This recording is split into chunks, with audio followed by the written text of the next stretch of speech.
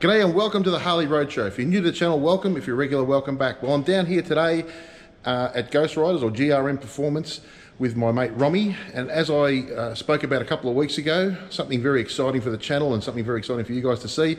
We're going to be doing some bike builds. So the one we're doing today is a stock 2010 Harley Davidson Fatboy. There's a whole heap of stuff going to get done to it. I'm about to run through it with you, so stay tuned. Let's go.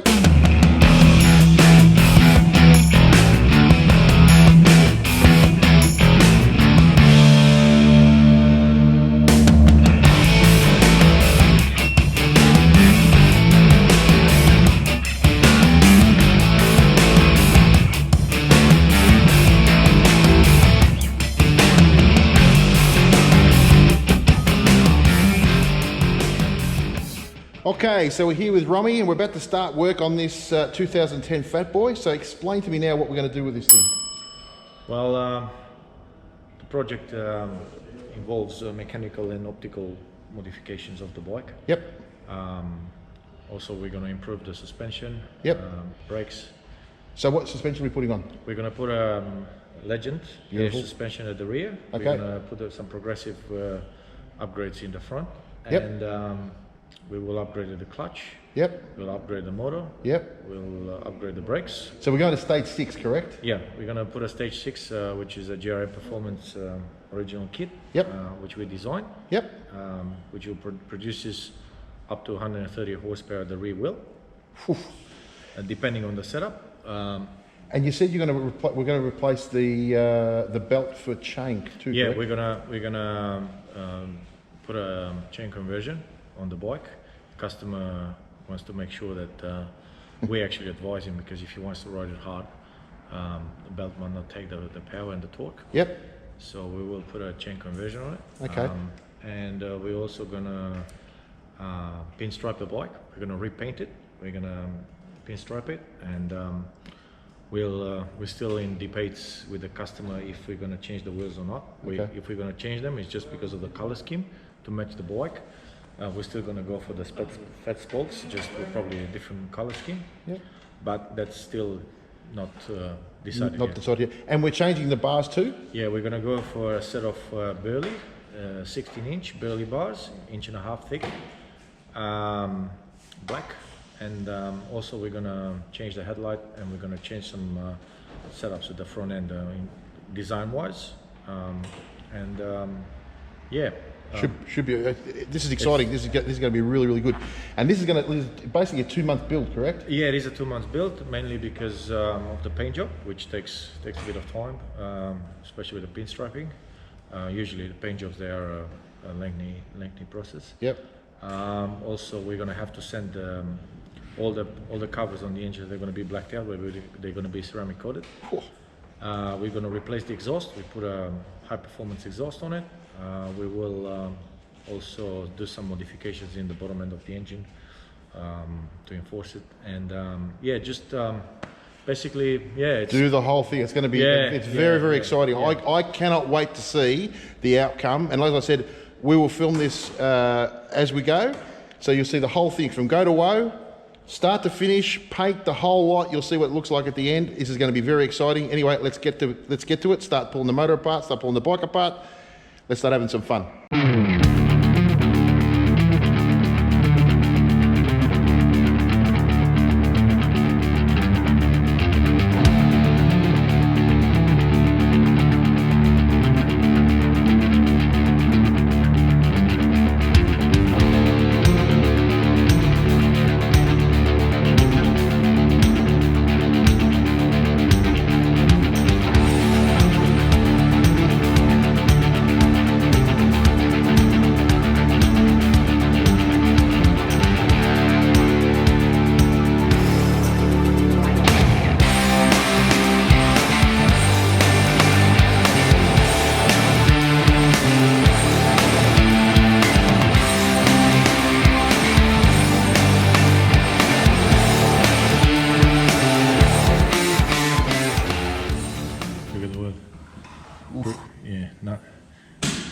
Pretty nasty.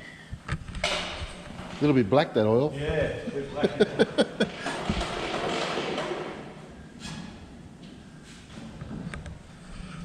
Yoy. So what was that? What was that? So because the oil is leaks. The oil leaks from the oil tank. Yep. Through the oil pump back into the motor. Yep. And builds up. That's why when you change the oil on most Harleys, it's always good to drop the oil out of the engine too. Yep. Some people don't do it, and then if the bike sits for a while, you get a lot of oil accumulating into the crankcase. Okay. So it's always good. You see, there's almost nothing into the oil tank. Yep. And most of the oil it's actually in the motor, because the bike wasn't started for ages. So all the oil Drain through. drains through, because the oil tank is higher than the engine, and Yep. it just eventually just finds its way through Okay. into the crankcase. So when you start, it's always good before you service a Harley that was sitting for a long time. It's always good to get it started first, Yep. get it idling for. And it's also important to start it without revving it. So the scavenging pump does this thing and pushes the oil back into. Because look, when you start the bike, basically you start the bike with no oil in the oil tank. Yep. It's So empty. the oil pump will have no oil. Yep. So you most likely not going to have any oil pressure. So which is fine. It's fine. You can still start it, but start it and let it idle and let the motor do its thing. Suck all the oil out of the crank, push it back in the oil tank, and then you create all that flow. And when all that happens, obviously the oil warms up. It will come out of the bike easier.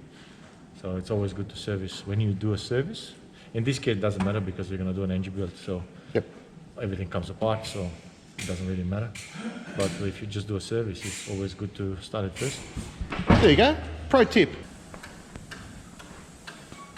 And that's pretty nasty too, isn't it? Yep.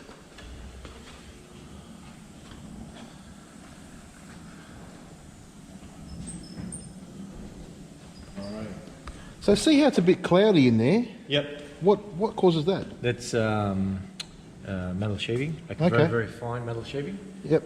which is normal. It's you do get metal shaving, you know, even some clutch powder, Okay. you know, so it's quite normal. Okay. It's normal wear and tear. Well, obviously, if it comes with bits of metal out, then it's not normal. So what you're saying is if a 20-cent piece drops out the tank, that's not good? No. Okay. Make sure there's no 20-cent pieces of stuff in there. The plan is to remove all the primary today before I disassemble the motor, and take the front pulley off as part of the chain conversion. So I know that's done. I know we're starting with assembly, but not really. We're still disassembling at this point. But and also the fact that I have to do some work on the motor helps if I have the primary off. So yeah. Let's keep going.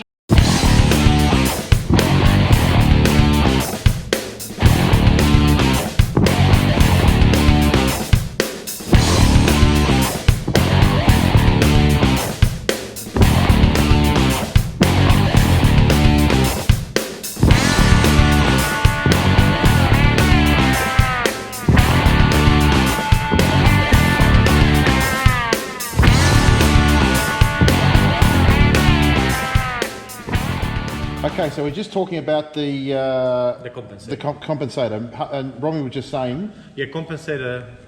This is what is called a compensator. Yep. It's a mechanism that is designed like an energy cushion Yep. absorber Yep. for the final transmission. So basically protects your belt and your. Protects your final transmission. Yep. And it's critically important to function properly. And it's a common part to fail on upgraded Harleys. A lot of people ignore it. It's like a bit of a hush-hush thing no one wants to talk about because it's expensive to replace and upgrade. But it is very, very important to look into when you upgrade your motor to make sure your compensator works correctly. Because if it doesn't, it can do damage to even to the crankshaft. Okay. One thing some people do, and we highly recommend not to, it's people go for a solid compensator. You can buy them off the market, which basically removes the spring-loaded system, and it's basically a solid connection. Moves all the pressure backwards. We've seen crankshafts snapped because of that, because there's so much energy going through to the crankshaft is not designed, the stock ones obviously. Yeah. They just can't take the load, so sometimes they just snap or they literally twist. So yeah, it's probably not a good idea if you do it as a sort of street use modification. It's definitely recommended for track, for drag bikes, which they have heavy modifications done for the crankshaft and all that. And obviously everything else is modified as well. Of course, but for a street bike with a stock crank, it's probably not a great idea. All right, So we got it off? we got the compensator off. Yep. It's actually very interesting how it works. So I'll put it together. Yep. Basically, what it does, when the crankshaft pulls, look what happens. Yeah. So when the crankshaft pulls, it presses. This system puts pressure. Loads the front sprocket. And if the front sprocket won't move because of the grip that you have on the rear wheel, then this happens. So instead of the motor forcing its way into the rear wheel to an infinite force, theoretically, obviously, there is a limited amount of force that the motor can generate. Basically, all the extra stress that would go normally to the final transmission because the wheel opposes the movement, it goes actually loads up into this spring to a point which allows a gradual amount of energy to go towards the rear wheel, which eventually allows the wheel to stop moving. And as soon as the wheel starts moving, all that energy stored in the spring, it gets pushed back into the back wheel. So it basically is like a temporary energy storage that goes, instead of going straight into the wheel 100%, it stores it. It stores it and then delivers it gradually. So all that takes off the edge of that initial load to the transmission, which protects the transmission. How smart are engineers? They are, aren't they? They are. Damn smart.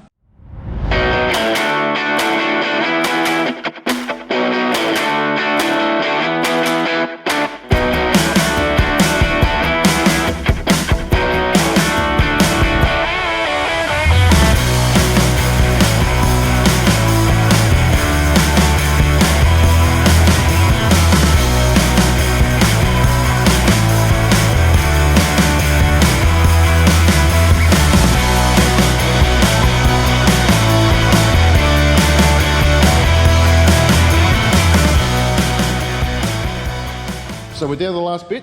What are we doing now? Dropping the oil out of the gearbox. Taking the cover off to send it away to get it painted.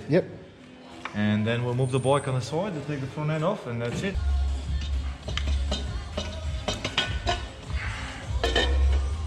Ta-da! Done. Done. We're done. Finished. You're done. You're done. I did all that work. No, actually, Romy did some of it. I mean, he helped me. I must admit, Here and there. Here and there. All right, so we're done. That stage is done. Everything's finished, ready to go, ready to send off to the painters, ready to send off. We finished stripping it down. So now it's a lengthy process of sending parts in different directions. To different suppliers to do certain jobs, like painting, sandblasting, powder coating, chroming, polishing, painting, airbrushing, and pinstriping and all that. So that's we're going to organize all that and send them away to get done in the next month or so. So in between now and then, we're going to put the bike in a conservation mode. We're going to cover it up, protect it from dust, and we'll just go along with our lives. And in a few weeks' time, we're going to start reassembling. When we get all the parts back, we're going to start reassembling the engine, and also we're going to, as I said before, we're going to send the heads away to get them CNC ported. So yeah, it's quite a bit. So there you go. That's where we're up to. So stay tuned. There's heaps more to come. This is going to be a week-to-week thing. I hope you enjoy it, because I know I've enjoyed being here. I think it's going to be really good. It's going to be really good for you guys to watch, and it'll be fantastic to see an ugly duckling turn into what it's going to turn into. Stay tuned. See you next time on the Harley Road Show.